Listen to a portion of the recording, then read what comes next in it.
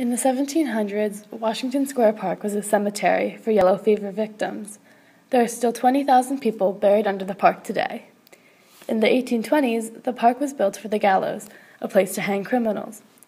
In the late 1800s, the West Village was considered the suburbs, so many wealthy families would move there in order to escape the disease and congestion of the city caused by the immigrants.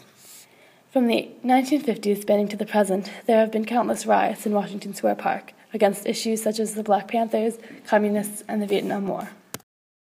It's just such a melting pot of people. You know, you can go to a little park in Brooklyn, but it's just people from Brooklyn. Right. You'll find people here from everywhere.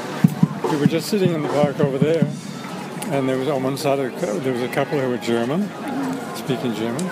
There was some Swedish young people on the other side of me, and that's like it's always been here. Yeah. There used to be many more musicians here, not just a few. Mm-hmm. And there was one time when the young man was out here, and he brought a grand piano. Can you believe that? Oh my God! A huge grand piano. It was on casters or something.